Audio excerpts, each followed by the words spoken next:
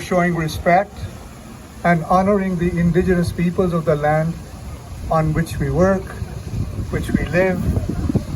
It is a way of resisting the erasure of indigenous histories and working towards honoring and inviting the truth.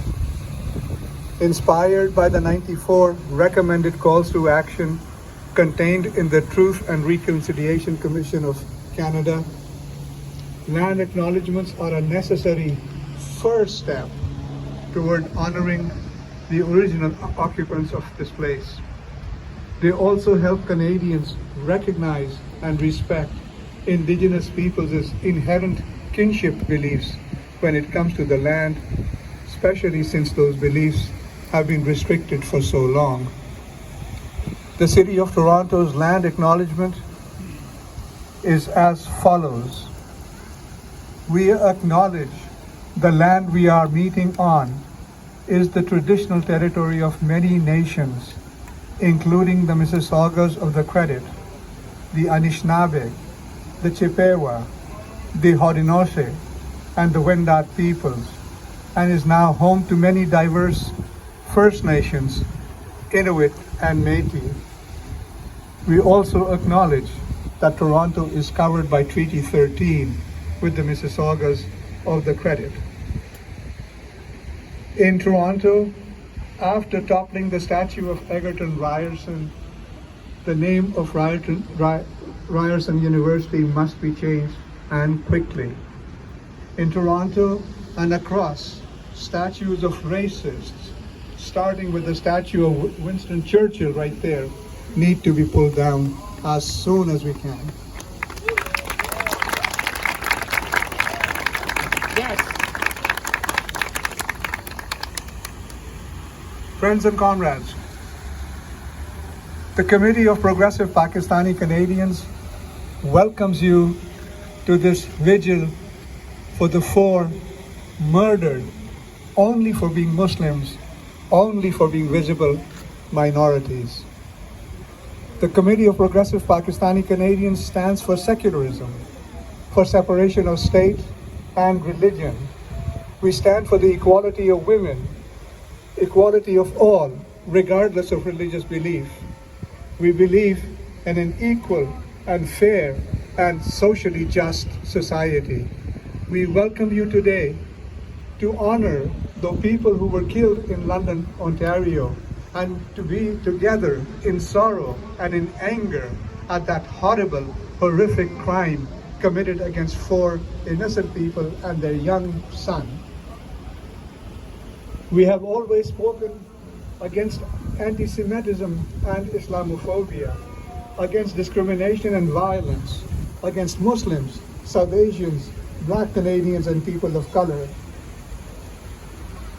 In the memory of Madiha Salman, 44, her husband Salman Afzal, 46, their 15-year-old daughter Yumna Afzal, and Salman Afzal's 74-year-old mother Talat Afzal, and in memory of the nameless 215 the bodies of dead Indigenous children whose bodies were found a couple of weeks ago in a residential school in Kamloops, British Columbia, we would like to observe a minute of silence.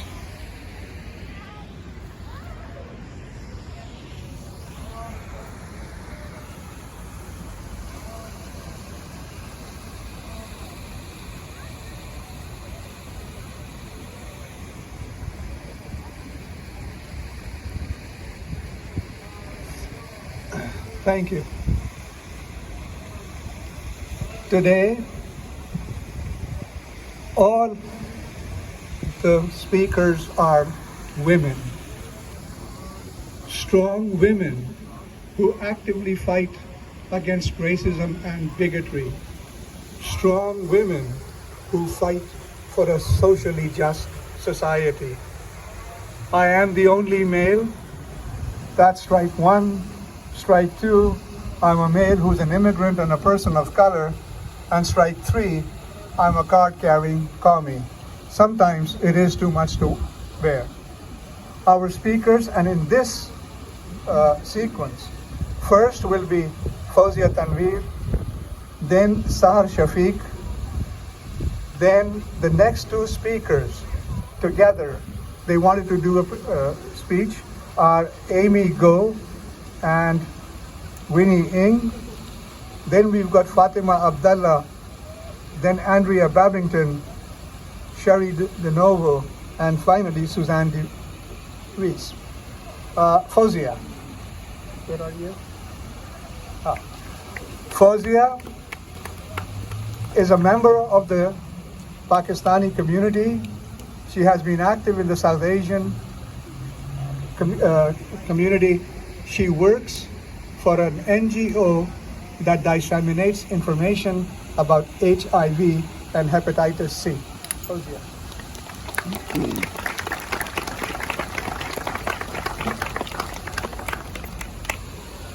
Thank you. Thank you, my friends and the Committee of Progressive Pakistani Canadians, for organizing this vigil to honor the family killed in London terrorist attacks. And thank you each and every one of you for joining in and paying your respect to the killed family.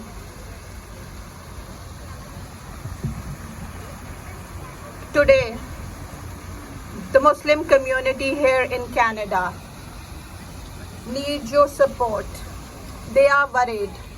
They are worried about their safety, about the safety of our children, and about the safety of the life which we have built for ourselves here. We are worried because this isn't an isolated incident. This isn't the first attack of its kind. We remember the 6 men shot and killed in 2017 in a Quebec City mosque. We also remember Aslam Zafiz, who was killed here in Toronto last year in front of a mosque. These incidents are rooted in decades-long history of stoking hatred and promoting Islamophobia by the Western governments and the successive governments here in Canada to justify their wars in resource-rich Muslim majority countries in the Middle East. Many Western countries, with the help of corporate mass media, have been justifying their wars in the name of war against terror. Terrorism, which they help create to achieve their own ends. For the past 20 years, each and every successive government here in Canada has been an accomplice in the wars waged against Muslim majority countries by the US-led NATO alliance. These wars, full-scale wars in Afghanistan, Iraq, Libya, and Syria, interventions in Sudan and Somalia, and help to Saudi Arabia in its war against Yemen, have inflicted great damage on housing, health, and civilian and social infrastructure in these countries. These wars have killed and wounded millions of people. They have displaced many millions more. Sanctions on Lebanon and Iran are also causing great hardship to the peoples of these countries. The aggression of the US and NATO alliance is not limited to Muslim majority countries only. Regime change, destabilization, military intervention, sanction, propaganda, all have been employed against countries that seek to chart their independent course and do not follow US-led NATO alliance. China, Cuba, and Venezuela are some of the recent examples of this. This Islamophobic attack in London has happened at a time when we had not yet recovered from the discovery of the remains of 215 children.